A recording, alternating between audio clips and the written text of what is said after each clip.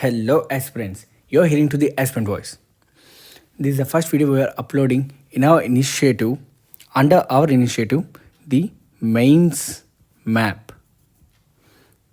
I hope you do like this and you do follow us. In this video, we are going to discuss about Pondicherry or Puducherry statehood. So let me tell you how my videos will work. Technically my videos, you can see the mind map here. In this mind map, any interesting and important aspect that usually a student forgets will be mentioned here, and some basic concepts like says for suppose union territory here, problems that arise from the creation of new states, and of course regarding Pondicherry and Puducherry. These are the basic concepts that every aspirant know. So I expect every aspirant already knew these topics. If you don't know or if you are a fresher, please try to brush up your basics. Now let's get deep into the topic. In this video, we are going to discuss about the statehood of Puducherry, because recently the Chief Minister of Puducherry called the statehood of the Union Territory of Puducherry, and statehood demand has been a pending issue for this Puducherry. So it cannot exercise any powers to create employment by inviting more industries to Puducherry and also creating infrastructure for the tourism. So technically it is purely an economic hurdle they are facing for Puducherry being the union territory. If you can observe, the Puducherry is not a place which has been in one location. It's been in four locations, that to four different parts of the three different states. Now let's understand that these particular land areas, these are technically exclave territories of the Puducherry.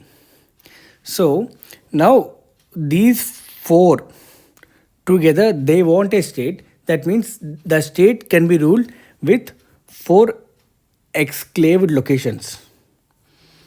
Exclave locations. So this is going to be a challenge for the Puducherry to be formed.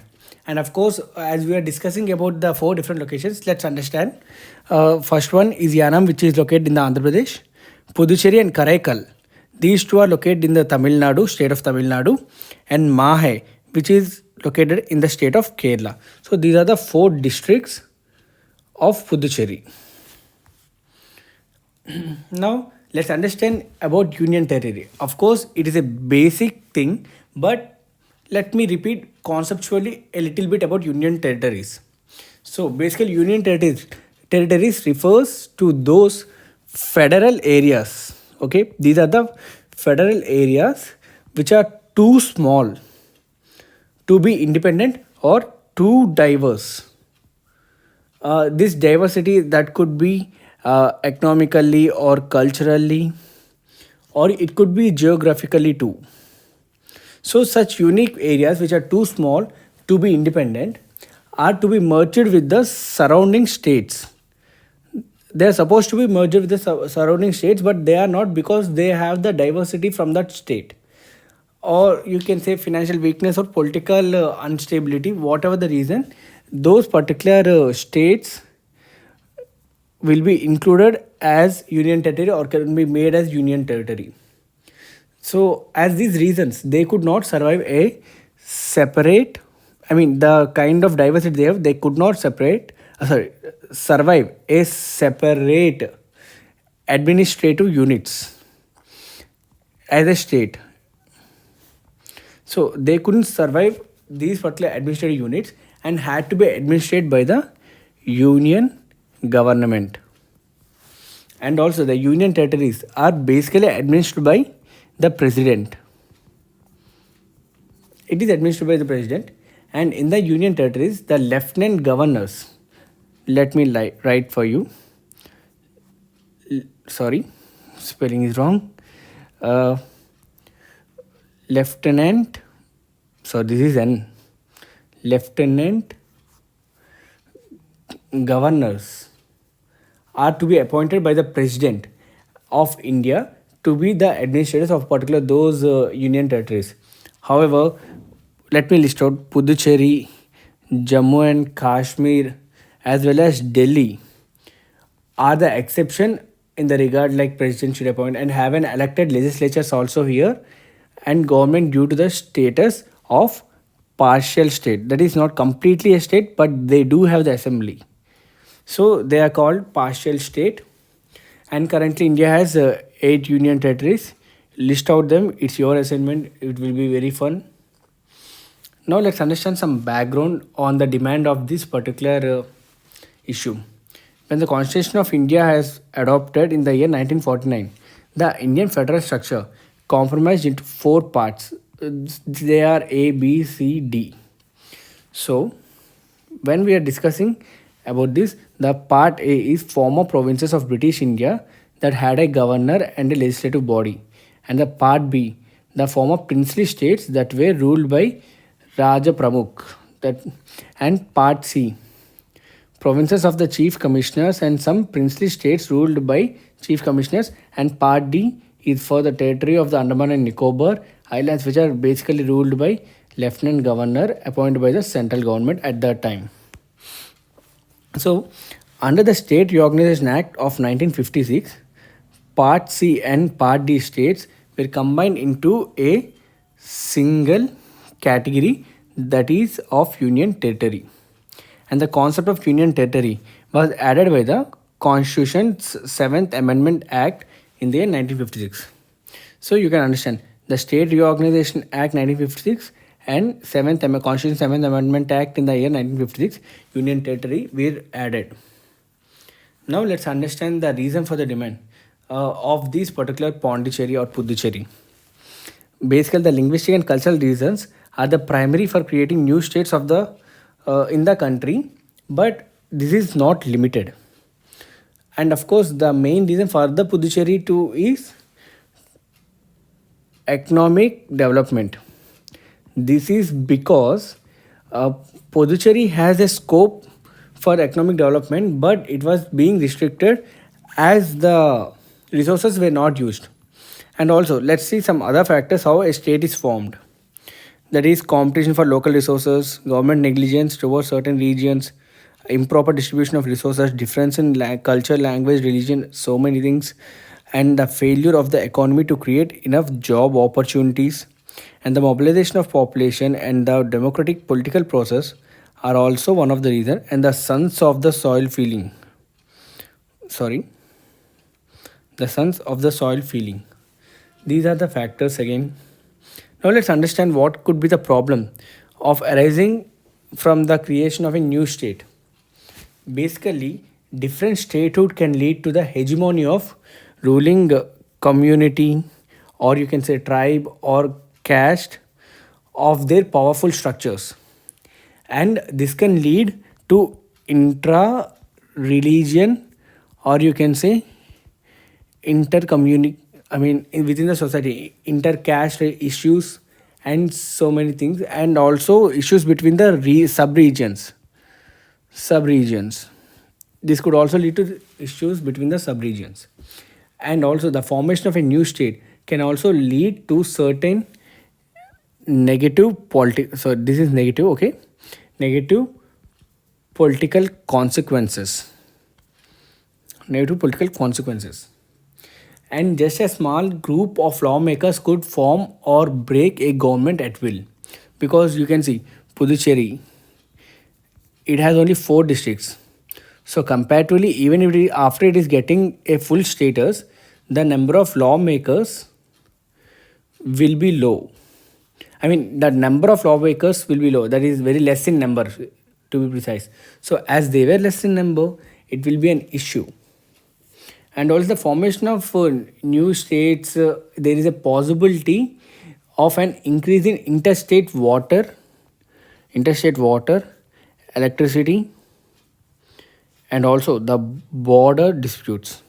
Let me write electricity again. Electricity. So these are the issues that could be happened, and the issues may be raised. You can see the recent issues of Andhra Pradesh and Telangana, AP and Telangana recently. They have the water dispute, they have the distribution of resources disputes, so many things.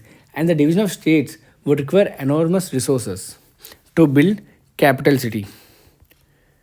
Again, you can take the example of Andhra Pradesh. Currently, there is no clear cut setup of a capital city in Andhra Pradesh. And also, the creation of smaller states only transfers power from the old state capital to the new state capital without authorizing existing institutions such as gram panchayats, district collector, etc. Now, let's understand the constitutional provisions. The Indian Constitution empowers the Union government to found new states out of existing states or to merge one state with the other. This process is known as reorganization. Sorry, reorganization of states. So, Constitution given this provision under Articles 2 and also Article 3. So, let's understand what these articles. According to Article 2 of the Indian Constitution, the Parliament can under these conditions by law admit or establish new states. And under Article 3 of the Indian Constitution, the Union government has the power to establish a state, enlarge or reduce a state, and change the borders or the name of the state. Now let's have some basic understanding about Puducherry or Pondicherry. As I said you, it has 4 districts and it fully formed in the year 1962, and these are the 4 former French colonies. Let me write former 2. Former French colonies. Former French colonies. And Pondicherry, now Puducherry and Karaikal on India's southeast Coromandel coast, that is in Tamil Nadu. Okay, Karaikal and now Puducherry. And also Yanam is in the Andhra Pradesh to the northeast side of the state of Andhra Pradesh of AP, and also Mahe on the western Malabar coast. Western Malabar coast. What it is? Mahe. This is the one of the districts. It is in the Kerala. Of course, Malabar coast.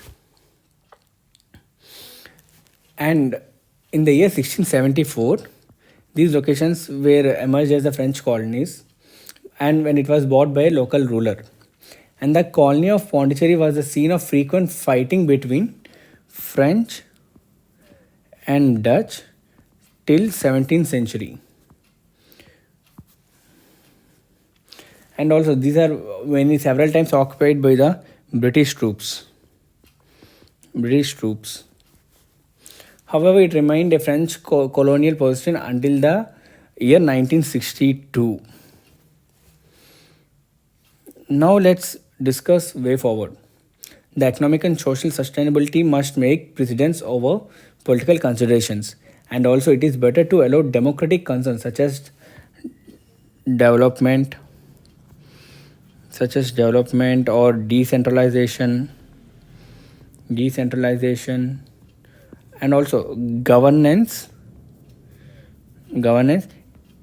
instead of religion, caste, language or dialect as a valid basis to meet the demands of the new state. And also, in addition, the fundamental problems of the development and governance deficit, such as concentration of power,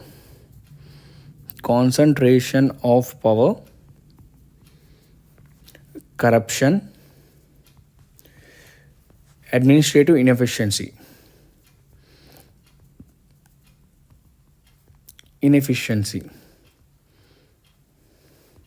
So these the things. There's so many things that are needed to be addressed for the economic and social sustainability, and must take precedence over political considerations. It is better to allow democratic concerns such as these things, and in addition, the fundamental problems of the development and governance is very much important. This is all about the Pondicherry or Puducherry statehood, the current affair. I hope you like this video. If you do like this video, please like and share to your friends, and please try to encourage me. The full notes of this particular class will be in my blog Aspirant Voice UPSC. It will be uploaded in my blog aspirantvoiceupsc.com. There you can download, and the link will be given in the description. And you can download this image to add it to your digital notes. And of course, remember, you have to have the clear cut clarity of these points with or without the current affair of today, because these are the basics. This is Aspirant Voice signing off.